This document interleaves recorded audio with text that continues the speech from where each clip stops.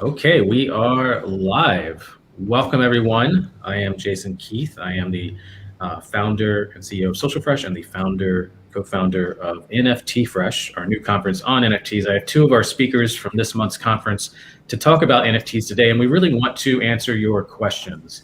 So say hello in the comments wherever you are. If you're on LinkedIn, YouTube, Twitter, Facebook, just hit a hi, hello in the comments, maybe where you are, and that'll load up for us so we can take your questions going forward. One of the things we want to talk about today is how can NFTs, how can NFTs affect me in my career? How will NFTs affect me in my business? I think most of our panelists today will say that NFTs are going to affect most industries in one way or another, some more than others. We're already seeing that in a big way. And I think most people are completely unaware of it still. So we kind of want to help NFTs go mainstream and help the onboarding experience of getting into NFTs, understanding what they can do for you, what they can do for a business or an industry, making that easier. Because right now there are a lot of big technical hoops to jump through and challenges to get into the space. I think it's a lot like, just to start out, I'd love to hear Ish and Kras what you think of this, but I'd love to compare it to what you think it's most similar to. For me, I think back about social media starting, 13, 15 years ago, and how there was this big education gap where everybody was interested, especially a lot of businesses were interested in social media, but they didn't really know how to get started. They weren't really confident enough to put money into it. This feels like that, but with like a lot more of a technical challenge for people. What are your thoughts on that? You want to go first, Ish, or? No, you can go ahead. Okay, so for me, I think it's like we have a huge technical hurdle, but we also have like a branding hurdle. So NFT inherently is like an acronym, and then you say non-fungible token when you explain it, and people are like, "What the fuck?" Like they're just like, "What are you talking about?" And so there's this huge issue as well. People seem to think it's an MLM or a scam. So I feel like we have this technical hurdle for people who are technically inclined, and then for everybody else, we also have this huge branding hurdle of like, how do we explain this without sounding like crazy people, really? It's like I saw a tweet the other day, and it was like, I try to explain what I'm doing with NFTs to my friends, and it sounds like, hey guys, I've got some aliens on Mars and they're making millions of dollars. I promise you can be an alien too. And they're like, what? Like, and I get that, like, deeply. It's very hard to explain this. I mean, I've gotten to the point now where I've like figured out some good ways to break down some of the fundamentals of what I'm doing. Like I explained the utility of an NFT to like my 68-year-old grandmother last night, and she got it, or at least said she did. So that felt like progress, but like And what was your analogy or your methodology for that? I used Netflix as an example. I was like, okay, imagine that there was a Netflix sub, but then instead of everybody being able to subscribe to it, there were only 10,000 people who could sub to it in the first moment. And it was only $5 to do it, but you had lifetime access. And she's like, okay. And it's like, imagine then that a year goes by and everybody wants one of these, but nobody can get them unless they buy them secondhand. And she's like, okay. And I was like, so now they're worth $1,000. You paid $5 and now you're selling it for $1,000. And she's like, whoa, okay. And it's because of demand and scarcity. And I was like, yes, you got it, B-Ma. So that's how I explained it. It was very simplified, right? Like super not complex, but the idea that I like to use when I explain NFTs or like anything in crypto to anybody who's not crypto adjacent or even native is I just try to use examples that they use in their real life, and I try to map them with what we're doing. I think that's a great strategy. And I like the Netflix example because there is utility built into that example. So it's not just something it's not a JPEG. It's, you can watch a movie or you can exchange it. Ish, what do you think? Have you found a good way to explain NFTs to people that are kind of new to the concepts? And would you compare it to any other trends you've seen in the past? I mean, I get a lot of rebuttals because I've been sharing my personal journey with NFTs online, like in a super long Twitter thread. And so I'll get like rebuttals from people like DMing me saying like, you just right clicked and saved you. Like I just screenshotted your JPEG. Now I have the $10,000 one. So like the best way that I combat that, even if it's like family or friends, is like, I tell them like, if you go see the Mona Lisa in person and you take a picture of it, why is that one not worth millions of dollars? You have a photo of it. It's exact same thing. It's probably even better quality because it's on, iPhone 13. So like, explain to me why that is not worth it. And then once you flip the tables on them or like my friends and family, then they start to thinking like, oh yeah, it's because it's not the true, the original art piece. And then I'll bring in the tie-in in terms of like, yes, you might be able to have the exact replica if you right click and save it, but on the blockchain, it belongs to me and my wallet, and it says like, my name here. So that's probably the best way that I could explain it. But you bring up a good point in terms of like social media. I think I started doing social like, early 2000s or 2010s. And it really does feel like that as well. Like the early MySpace, early Facebook, early Instagram, especially. I remember like back then brands didn't really understand how to use social. Like their Twitter feeds were just Instagram reshares with links to Instagram. And like there was no personality, there was no real branding on any of these channels. It was just like, this is working in our email campaign, let's just share it on social. And everybody knows if you work in marketing that doesn't work. And so I'm seeing some brands starting to pick up on it, like Burger King doing some cool stuff with NFTs. But we're still super early, I think, too. Yeah, it's incredible early. Comment here from Ryan. Loves that example. He subscribes to the adage that if you can't explain it to a 12-year-old or a 60-year-old, then try again, probably. Thanks, Ryan. If anybody has any questions, if you do have any questions about NFTs, leave them in the comments. Even if you're watching this on replay, we will come into the comments and answer those questions. So don't be afraid to do that in post. I think, I like the point, Kras, that there's so much money going into the space, and there's so many people that are making a ton of money that it does feel like, it's a bubble, or it feels like a scam, or it feels like, something that can't be real. So why would I pay that much money for a JPEG? That is a big challenge. But what do you think is actually going to bring people into NFTs in general? Like, what will help it go mainstream? Because right now it looks like the PFP, and for people that don't know that, PFP stands for a couple of things, but mainly it's just profile photo. It means buying an NFT that can be used as your profile photo, whether it's a CryptoPunk or an ape or any type of character or personified animal. And those have been hugely popular over the summer. Bored Apes really started that after CryptoPunks kind of established it originally as an avatar project. PFPs have kind of pushed NFTs into this space where they are on a new arc, a new level of investment. Is that what's going to bring people into NFTs in the mainstream? Is that going to continue to be the trend? Or is it going to be something else like music or gaming, where there are significant projects underway already? I mean, I think in my opinion, it's going to be a blend, right? Like it's going to be a blend of utility with like functionality and aesthetic.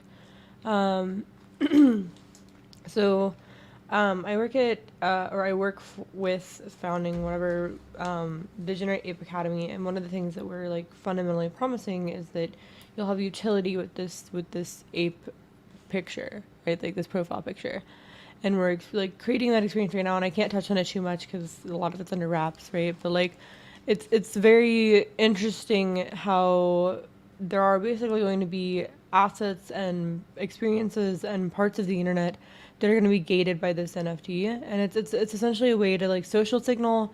It's a way to meet other people with like a social bubble with you, and it's going to be really fundamental, I think, when projects start dropping things with utility from the moment that they meant, because that's going to change the game, I feel like, and that's going to change how it works.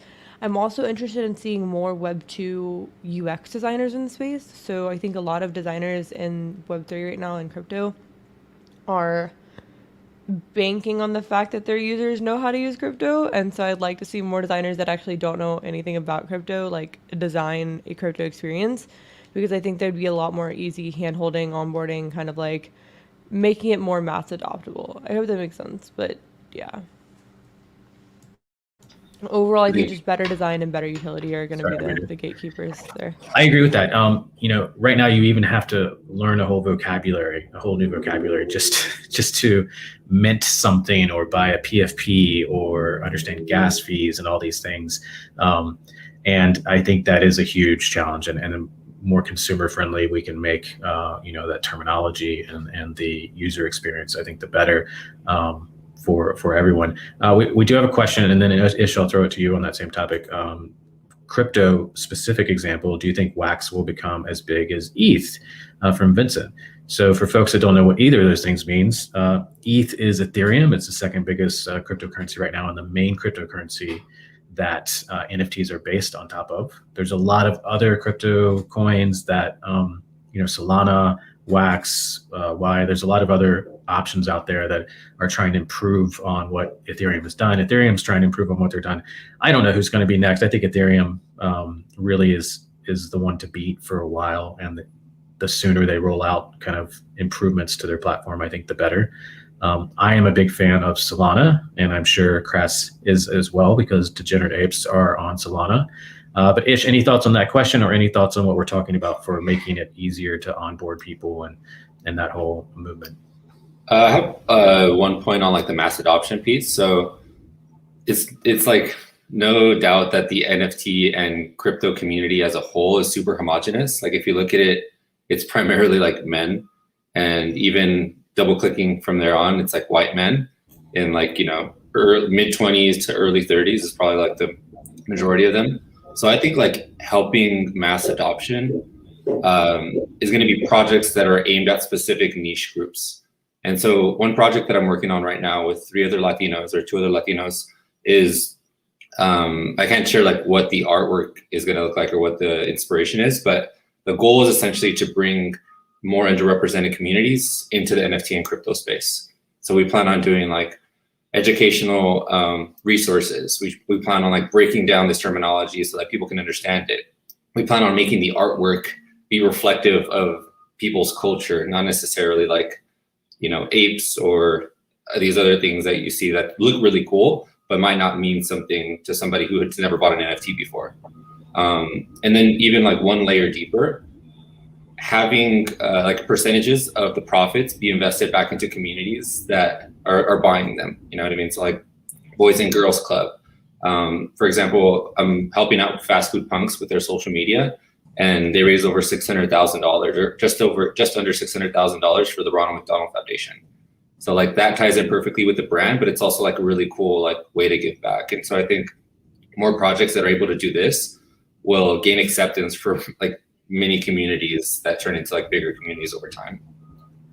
Yeah, I mean, raising $600,000 from a bunch of, pixel art that's basically based off a meme is pretty significant for a fundraiser. I mean, especially a fundraiser that's not officially connected with any nonprofit. And I think I'm really looking forward to those community-driven efforts. And one thing we haven't touched on is how much community is driven from NFTs. And I think that's probably the most relevant piece to most industries, to most people. There's a lot of technology benefits and technology utility that we can talk about, but that community piece, it's relevant to nonprofits, it's relevant to activists and local governments, it's relevant to corporations and brands, it's relevant to anyone that's trying to organize for any cause, whether it's political or social.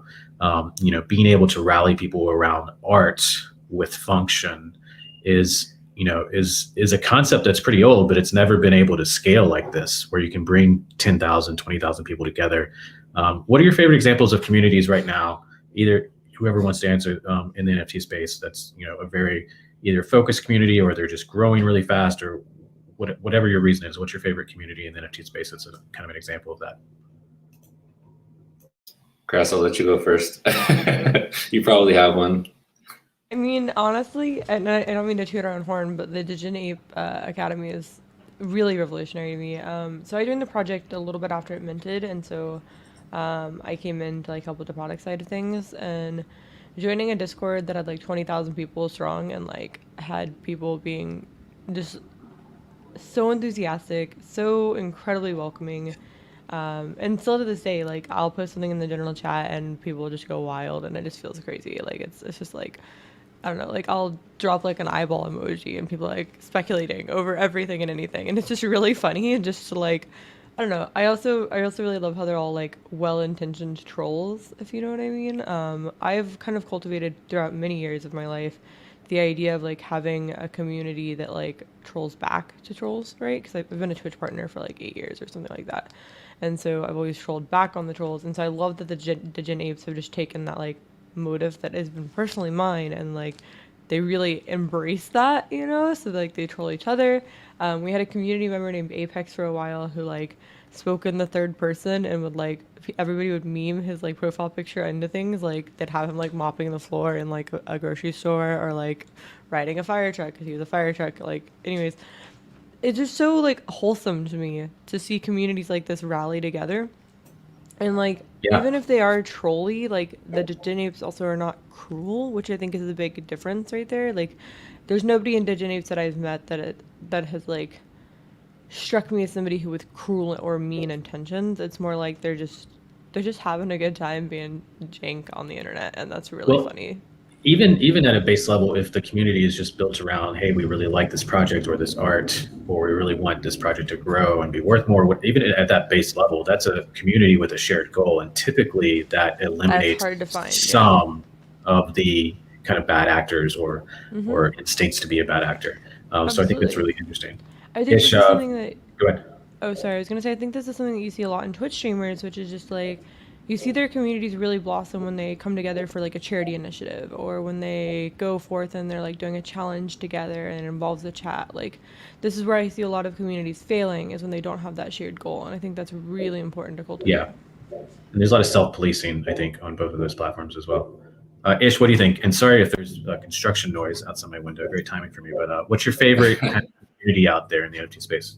Cool. Yeah, no problem. So the two that I like is Fast Food Punks and Bad Bunnies NFT, which is like a newer one, like 2 weeks old. Fast Food Punks, so I joined after it minted, so probably like maybe 4 or 5 weeks after it minted. And for the same reasons that Crafts was saying, like I like how these different communities will like personify their JPEG or like their NFT, right? So Fast Food Punks, you know, fast food, Wendy's, McDonald's, etc. And so in the Discord, you'll see people that'll say stuff like, you know, like time to clean up the fryers, you know, time to go home, or like time to mop the floors, and then somebody will go buy like a floor NFT. So like these little things that I think honestly like big brands and companies have a lot to learn from, because they try super hard to like build these communities for their companies, but they're not able to because it's either like ill intended or forced, or the community itself, like the customers and the people, they're just not really vibing with it. So yeah, the two that I like is like Bad Bunnies and Fast Food Punks. Just I think they're really fun, well mannered too, and you know, even when they're having bad days, like if the NFT project is down, they'll still find ways to like have a good time, and they're not even just like solely focused on like price, you know. Yeah, I like that. And just because it's such a good opening, we have both of those folks, representatives from both of those communities, speaking at NFT Fresh on October 20th to 23rd, including Crass Kitty, including Ish, who we have here today. If you want to check it out, just go to nftfresh.xyz. We have this special NFT that we're rolling out for anybody that purchases this week. It's the Founders NFT. And if you see the little art in our live stream right now, down there at the bottom right, that is our astronaut who we are getting ready to name. And that's kind of the base level of the art for our Founders NFT. Pixel art, which I've been doing all the art for our conference. It's been really fun to work on. But just go to nftfresh.xyz to check it out. Passes went on sale today.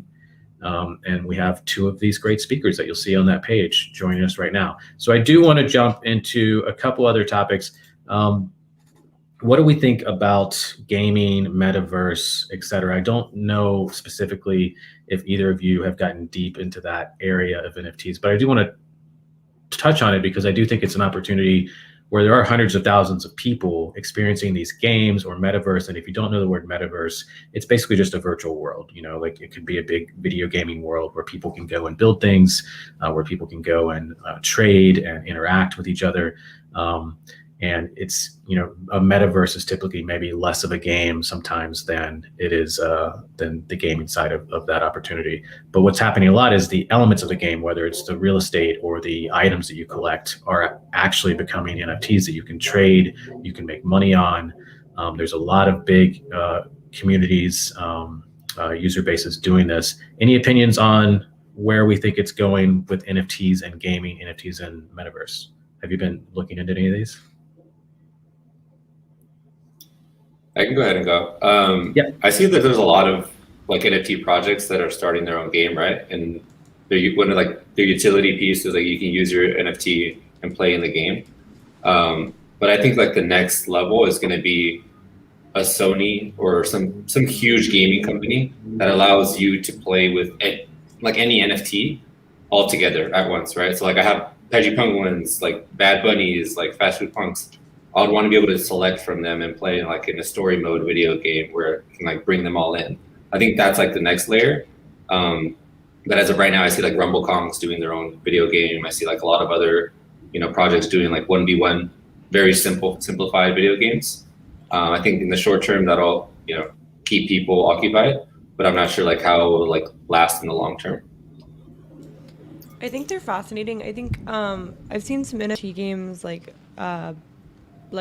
happen, and I think they're really good. We have a couple that have launched for Digital Ape Academy as well. But honestly, my favorite ones are not ones that require a NFT to enter them. Have y'all played Zed Run at all? Okay, it's like this horse betting game, and you breed, and you have stables, and you watch them race on Twitch. And the experience of watching them race is like legitimately soothing. Like the music is like a good vibe. Like there's like these watching of these horses that are like poly rendered, like running down, and they're like also like rotating the camera, and you're all like kind of on edge because you're like, is my horse gonna win the race? But you're also like, I could jam out to this music. Like it's a good experience, and it's streaming on Twitch, which is really funny to me. Like just because, like I said, I'm pretty big into Twitch, and the amount of people that are not aware that this is a thing on Twitch is mind blowing to me. Like, Yeah. like, yeah. Well, there's a ton of niche experiences like that I think are interesting. Like I can't wait till like maybe Among Us gets into NFTs because I feel like that's going to be very interesting where you can own the character and it's already basically a PFP. They just need to formalize it. And another piece of that, I think, one example. We actually have a question here. And I think this is relevant from Devin. Devin says, "Have you seen examples of NFTs created because it's linked to owning the art?" And yeah, this is definitely happening. It's happening at the big auction houses, at Sotheby's, et cetera. An example I'll throw out that's connecting this question and our conversation that we're having about the gaming is the Dolce & Gabbana collection that launched last week that I think was 9 or 10 pieces and over $5 million in revenue. Each piece was a real, custom dress or jacket, fashion. And each piece also came with the NFT virtual version that was, really fancy and well done. But also everybody that got one of those also gets a digital version of that they can wear in the metaverse of their choice. So maybe that's a game that they're playing. Maybe it's, Upland, or Upland doesn't have avatars, but any metaverse where you can actually have a character, an avatar. They will make that custom for you to wear in that universe one time.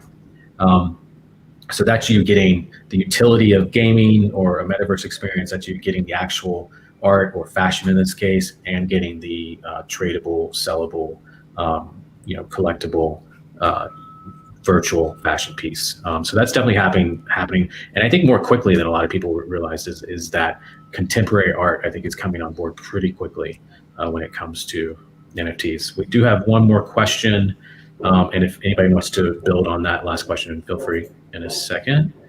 From Chris, probably hard question to answer, but what does saturation look like in the NFT space? Great question. Okay, any comments on Devin or Chris's question, Ish or Crass? Anybody want to jump in on either of those? So, I think because my memory is shot, I'm only gonna remember the second question that popped up because I'm focusing on one thing at a time, honestly. But the oversaturation or saturation looking like in the NFT market is something that I think about a lot, because we're kind of seeing it already, weirdly enough, and yet we're not. Like it feels like we're so early, but at the same time, like there are drops happening consistently that are not selling out. There are drops happening consistently where they're having to airdrop like their NFTs to people who bought it. I was part of one recently that only sold 600 out of 10,000. Like that feels horrible for the project. Like it doesn't feel horrible for me. I mean, it feels horrible for me too, but for the project, there's also like a lot of empathy there. It's like, man, I feel really bad, right? And that project later disintegrated. Like the team split apart and imploded, and it was just like really sad to watch. And I guess my point is like, right now people are so focused on trying to get the money from drops and from doing PFPs that they're not focusing enough on like building that community. They're not focusing enough on building that utility, on actually providing like art that is inherently worth something, right? Like, not to say anybody can make art, because it's not true. I can't make art, right? But like, I think like it's very important to like have the art that you produce as a profile picture NFT be something that has meaning and or has beauty, aesthetic. I don't know. It's interpreted however you want, but it can't just be like, I was inspired by this thing. I'm gonna make a whole 10,000 series of this. You know, like there needs to be way more to it. Yeah, I think there needs to be, you have to love the art first, even if you love it because it's bad. Like some like kind of meme NFT projects, people, love because it just is weird or terrible or interesting or unique, not because it's like so beautiful necessarily. There's a lot of different ways for it to be good art.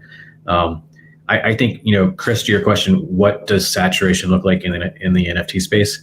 On the art side, I think there is some saturation on the exactly what Grass was saying on the creator side. There's a lot of projects that are just rolling out to try to make money, and I think that's fine. But I think they are skipping some steps and making some shortcuts there that cause them not to do so well. But there are also a lot of artists that are making money for the first time, like significant money on their art, that aren't rolling out 10,000 piece collections, that are rolling out one of one pieces of art, that are traditional pieces of art, that are illustrations, that are stuff they've been making before but just never made money on.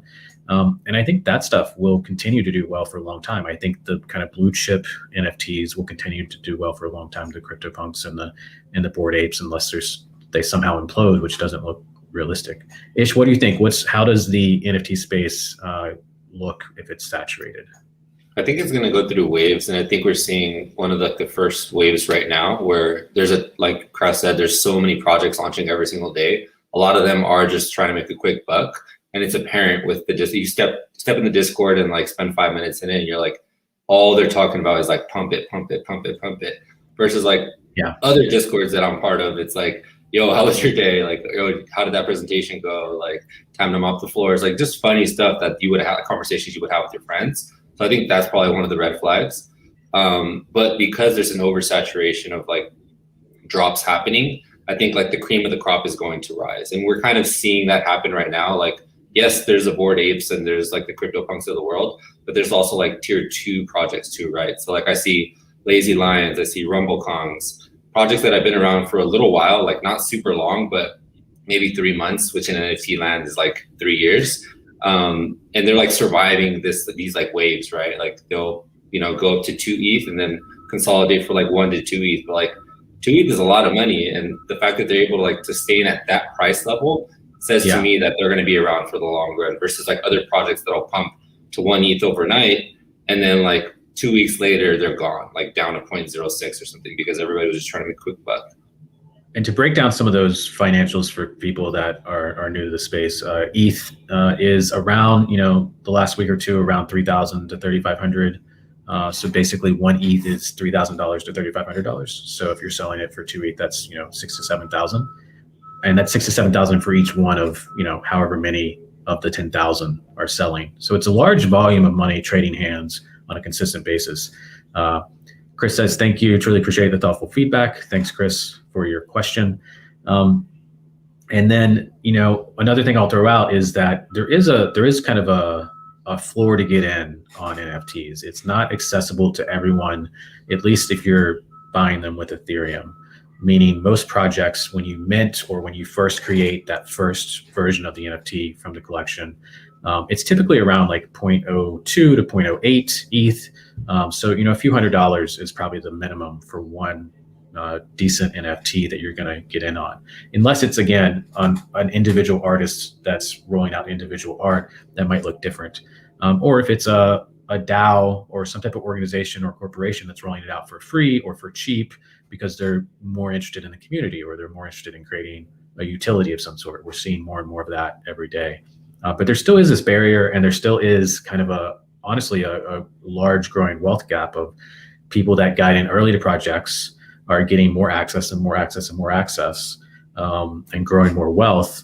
So I think one big thing is that everyone in the NFT space has a responsibility to challenge every project to have ways for people to get involved, even if they, don't have $1 million to go out and buy a CryptoPunk laying around, right? So I think there's some challenges that can be improved upon. One other question, one other answer I had, Devin, for your question earlier about the art space. It made me think of, if you look at traditional art or the contemporary art market, I was an art major in college. Most students that major in art in college never go on to make money from their art. It's something ridiculous, like 99% of them will not make money from their art. Maybe graphic design, they will, but they're not going to be selling in galleries, right? I think this has changed that to a large degree. I mean, you do have people that paint all their lives and make pottery all their lives and never really sell it, or just sell it, in garage sales and markets and things for kind of a low profit. This allows people that have these artistic abilities to kind of level up the opportunity that they can sell them at. So I think that's another piece of it, that it really democratizes and decentralizes the ability for artists to connect to people that are really valuing that skill set for kind of in a new way for the first time. So I don't see that changing dramatically. I think the ceiling on some of these projects might drop, and we might have, like a bear market, as cryptocurrency has quite often. But I feel like that appreciation of art, it feels like a shift to me. I don't know if either of you have a comment on that.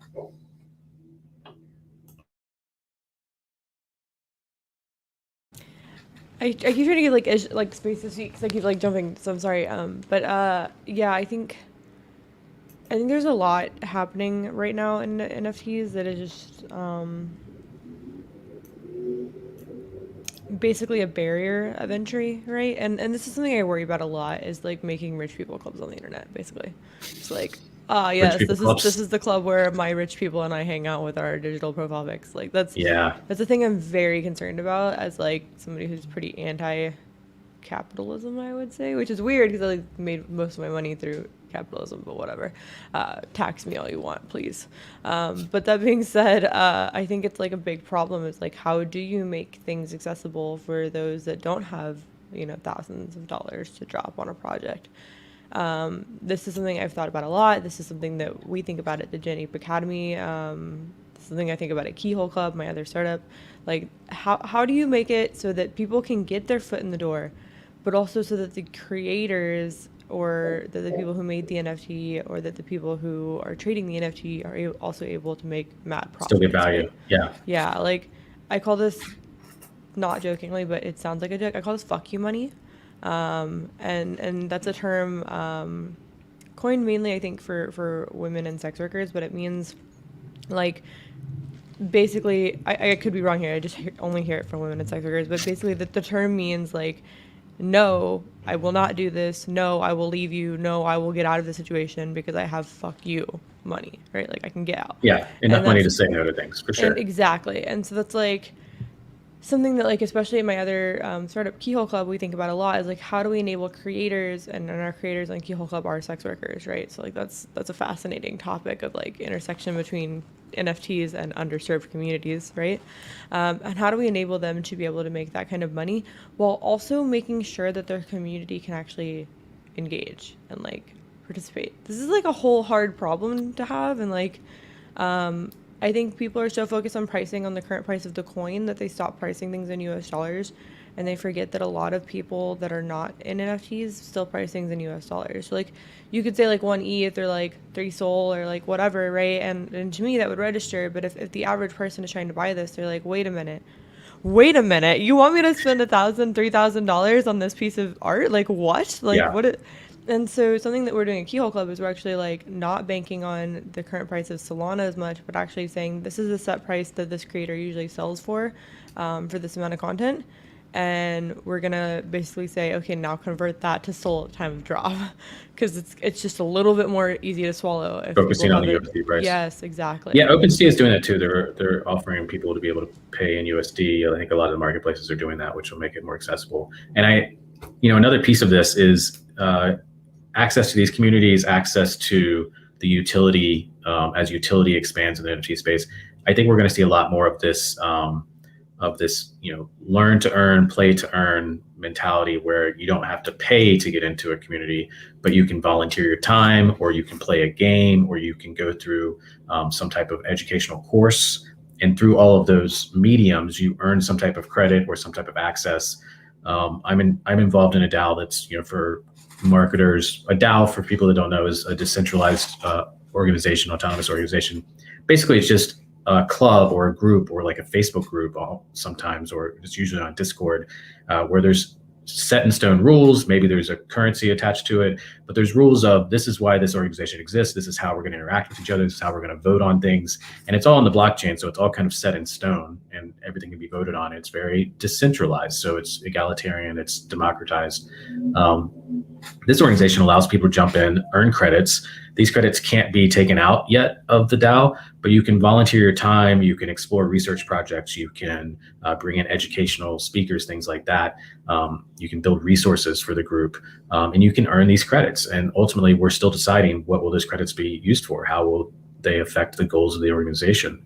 And I think that's really interesting. Nicole says equity access. I think that's a really strong piece of this. Not every NFT project or organization or collection has that built in yet, but the technology and the opportunity for that is very strong. Ish, do you have any thoughts on that and like where you see that going? I've seen some projects that will, open up roles to like help the DAO essentially run, because you need community managers, you need social media managers, you need people just to like wrangle people together and, get them on the same page. It doesn't just run itself. And I've seen almost, because I work at a startup as well, a social media startup. And when you work at a startup, you get equity in the company. And I've seen some of these like NFT projects essentially give equity to these members, and in the sense of like you'll get an X amount of NFTs or whatever that we held aside at the very beginning when we minted for this very reason. And if you think about it, like if it's a collection of 10,000 and you own 2 or 3 of them, that's essentially like a piece of equity in the company, So I think there are more creative ways to get in, and if more and more projects think about this, like as they're building the projects or before they build them, it will open doors for people who maybe can't afford, even the mid price or to buy after on OpenSea in the second market. Yeah, I like that. And I've also seen some DAOs start to have grants or grant access where they bring people in because they're a strong artist or they're strong contributor in something where they can help, be an expert if that DAO is focused on investing and making money, if that DAO is focused on some topic, bringing in experts on that, around that specialty, and letting those people come in for free or for low cost or something like that, I think is interesting. Chris, any DAOs that you've seen that are interesting, any like community layers like that you think are a unique use case, or utilities that are unique use case? Oh man. So DAOs are not my specialty. I'll be totally transparent. That being said, we are building one at Degenerate Ape Academy. I keep wanting to say DAA because that's how we shorten our name, but like I'm trying to be anyways. So we are like actively deploying one right now. We have a DAO. We had a student council election. Like we had like the DAO members voted. I love that. It was like all in our Discord. We're like based on the number of apes you had verified in Discord, which you did through like an authentication protocol. Your votes were weighted, but then we also had like all of these candidates running. So we like had them all submit a GitHub repo with like, or like a GitHub issue with like their whole like platform and what they were running on. And some of these were absurd, by the way. They were like insanely absurd. But there was probably 60 channels of Discord like electees or candidates running. And then everybody had like, we had like 69 hours for election. And everybody voted. And we ended up with our 13 council members out of 15, because there's 2 from the team as well. And it's been really fascinating watching them coordinate like in their own private Discord. And like we also have like a whole website being launched for them in the next week or 2 that's supposed to be like where they can actually stake their apes to vote. Like I think we're the first NFT project as well to actually do like on-chain governance with NFT pictures as staking, is my understanding. Like I haven't actually heard of anybody else like being like, yeah, in order to vote in this DAO, you have to stake the ape that you own. And explain staking for people that might not know. Oh yeah, it's just basically like putting it down. Well, in this instance, staking has many different words and connotations in crypto, but in this instance, it's you're saying I cannot trade or sell this profile pic. I will instead put it down on this vote so that you guys know that I'm very serious about it. That's kind of how we're using it in this instance. Staking in like other instances with like crypto is like you get return on interest for like putting it in a pool and you get a return for it. But in this instance, we're like basically saying like I have to stake my claim, and to do that, I have to put down an ape. So, yeah, that's Yeah. yeah. There's saying one you're not gonna sell it. Go ahead. Go ahead, Jason. There's one project that I found this week, and I've been following it super closely. It's called Mutant Cats, and they are, profile picture. They look really cool looking cats, but what they're doing is they're buying cool cats, which for the people that are listening or that are tuning in, they're very expensive.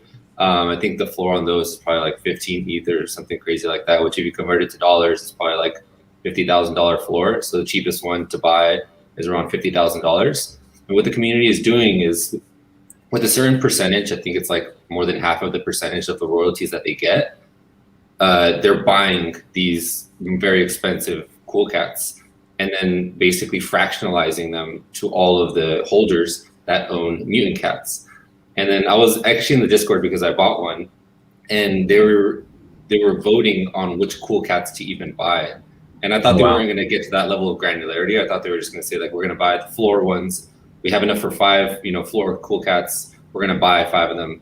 But they went out and selected a few of them, and they said, all right, community, like, which ones do you guys want? Click here to submit. And very similar to what Crass was saying, like, you kind of have to stake your mutant cat in order to go ahead and vote. So you have some skin in the game, which I think in the long term, that probably would help a project because it would like de-incentivize people to like sell, because you want to keep earning these coins to have a piece of a bigger pie. Yeah, it's interesting. The fractionalization, I think, is important to kind of clarify. People are basically just like Robinhood. You can buy a piece of a stock, right?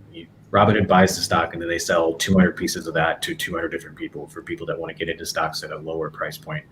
Instead of buying the $1,000 Apple stock, they can buy $10 worth of Apple stock and get just a percentage of it. So people are doing that with these NFTs that are very valuable, fractionalizing them, and basically turning them into equities. And I don't know all the tax rules around this, but I know it's going to get very complicated for people around tax day. It's going to get very messy very soon, because technically fractionalization is securities. Yeah, so there's a lot of details there, and I don't want people to get too bogged down with it if you don't have any idea what we're talking about. But I think the most important thing is people are getting rewards for participating in these communities. People are getting rewards for buying these NFTs. Some of these NFT collections are saying every time an NFT sells, not only does the creator or the creators get 10% or 5% of that sale, but the community gets an extra 10% of that sale, and that gets distributed evenly to everyone. So some of these, you hold them and you're actually making dividends on every sale that happens, which I think is really innovative and another opportunity for kind of building equity, especially depending on how the project launched. Crash, you were going to add something to that? I was just saying that it's going to be a very messy tax year. That's all. Like, it's going to be a messy tax year, and there's going to be a lot of NFT projects that. My understanding is most NFT projects are also not even like filing as a company. Like, they're not doing an LLC or like a C-class. They're not doing anything legally to establish themselves, and they're making this money. So, like, pro tip, if you are thinking about doing this, I would advise getting a lawyer and doing a C-class or a LLC first, because otherwise all of that income you earn is personal income, which is very different taxation rules than company income, right? So, like, you've just got to balance is what I'm saying. Yeah, if you have a big project, talk to an accountant. Definitely. And I think if you're a corporation or you're someone that wants to, get involved in NFTs, figuring out what some of those financial implications are. If you're making money, I would, track that and keep track of it carefully. And if you're making a lot of money, talk to an accountant. That would be, not financial advice, but that seems like the general consensus of a smart thing to do. Advice. There you go. Okay, so a couple more questions here. We'll wrap up soon. If you have any last minute questions, throw them into the comments, even if you're watching this after the live stream has ended. And if you haven't already, go check out NFTfresh.xyz. These are 2 of our speakers for the conference coming up October 20th through 22nd. It's a virtual conference, attend from anywhere, all over the world. And we've got a great lineup. You'll learn all kinds of things like how to build a community with NFTs. We've got an interview with Playboy about their strategy as a brand. They're buying NFTs and they're collaborating with artists. Ish is on a panel where they're talking about investing strategies and how you assess art or an artist or a community or long-term potential for an NFT asset or collection.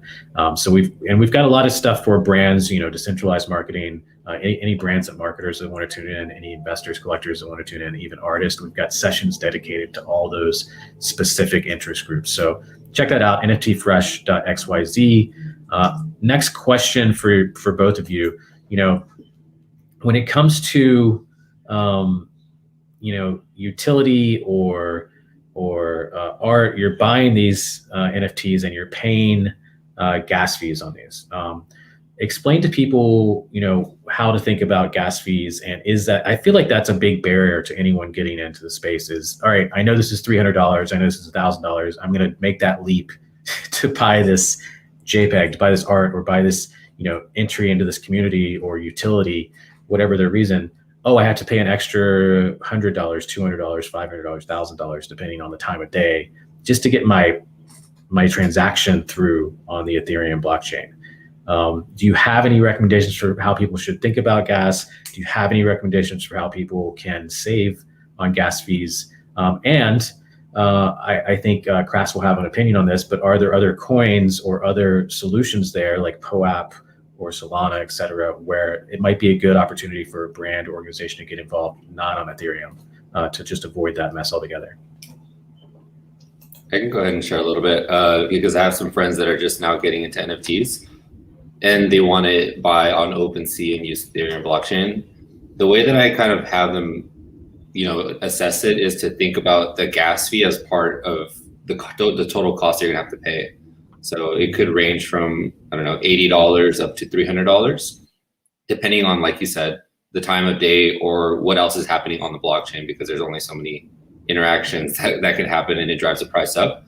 A few tips that I've told them is like, keep an eye on the mints that are happening. So other projects that are going live, if they're really, really huge projects like Mechaverse, I think yesterday was like minting, and try to avoid buying any other NFT during that time. Because if there's a ton, like hundreds of thousands of people or tens of thousands of people that are trying to buy at the same time, it's going to drive the price up. So if that means, like late at night trying to buy or early in the morning trying to buy, the gas fees are probably cheaper. But at the end of the day, if you're using like OpenSea and Ethereum, then you're probably going to have to like pay that. And just think about it, like you need to put gas in your car unless you have a Tesla to drive from X to Z. Then you have to pay the gas in order to get that NFT. Yeah, but I have seen like a lot of other communities that don't have the hundreds of dollars to drop on gas fees start to use Solana. And it's actually something that we're considering for the side project that we're doing as well, just because, the barrier to entry is much lower and people essentially pay just for what they're buying and pennies on the dollar for, these gas fees. Well, and I've seen Solana and other low fee coin solutions out there that allow for NFTs are starting to become more popular outside of North America. So in Cuba and in Africa and other countries, because there is, a $300 gas fee is a huge barrier to entry there, much larger than here, right? So if you are able to, I think those other coins are going to be much more popular outside of the US, outside of North America. Just quick primer, and then I'll turn it over to you, Krast, for your opinion on this. But primer on gas fees on Ethereum or any gas fees on any coin. Why do they exist? You're basically paying nodes or computers somewhere in the world to process that transaction. It's almost like, I think a good metaphor is you're paying a toll on a road, but the toll you're paying on the road is higher on days when the road is busy, right? It's congestion pricing. So when the Ethereum blockchain is busy, there's people that decide they want to pay more to get their transactions through ahead of yours, and that just escalates the price precipitously. So that happens quite a bit.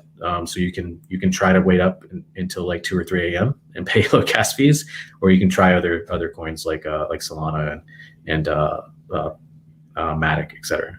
What do you think, Grass? What's a way to think about this, or any recommendations you have? I always explain NFT gas fees or like crypto gas fees in general as lawyers, which is a kind of a weird analogy, but bear with me. So basically, I tell people, okay, so you have one lawyer and they have 100 people who've asked them to sign contracts to verify them or like verify their contracts.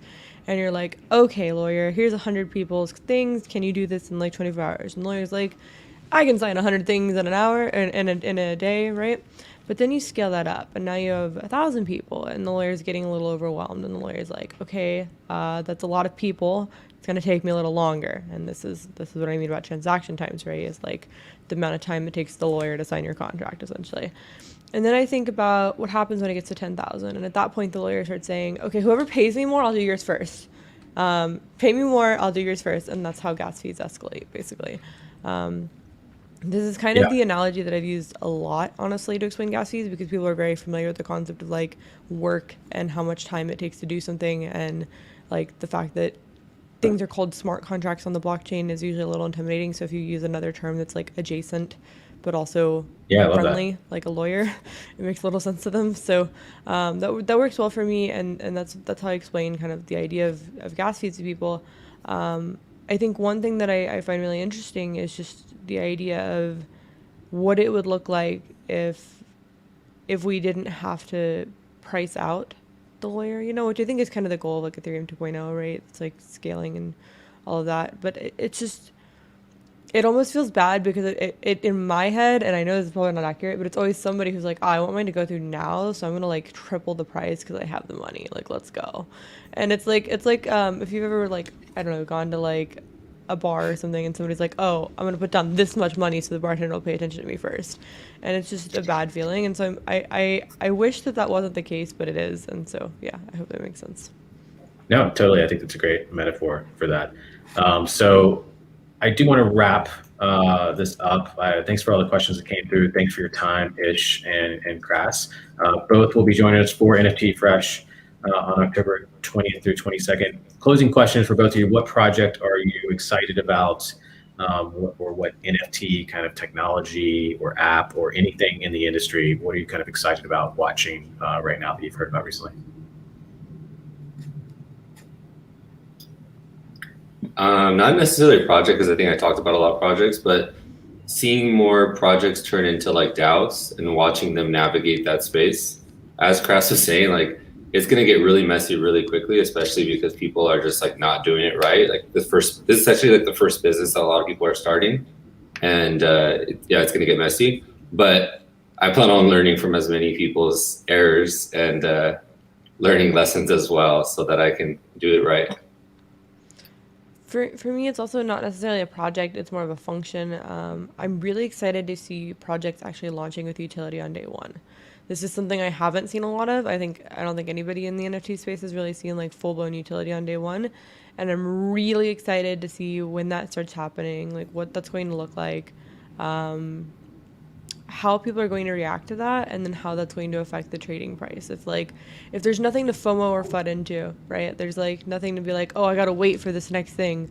But instead, all of the utilities released at the first moment. Like, how will that work? I'm curious. That's my curiosity right now. Yeah, it makes me think of more and more NFT collections opening up their IP, meaning the people that own the NFT or anyone can come in and use it and amplify that IP. They could make a video out of the static character that they have. They could make music for it. They could give it identity. They could sell it to movies and TV shows. That sounds very complicated, but if the art's good enough and there's enough of a community around it, there's real opportunities there for folks. So I think that's really interesting. I love that utility. Nicole says, awesome and super helpful discussion. Thanks, Nicole, for your comments. Thank you again, everyone. Please do check out nftfresh.xyz. We will be announcing a few more speakers. We have the sessions up on the website and a ton of speakers from Playboy and Mirror and IBM and these fine folks with us today. Thank you both for your time. Really appreciate it. And we'll be back soon.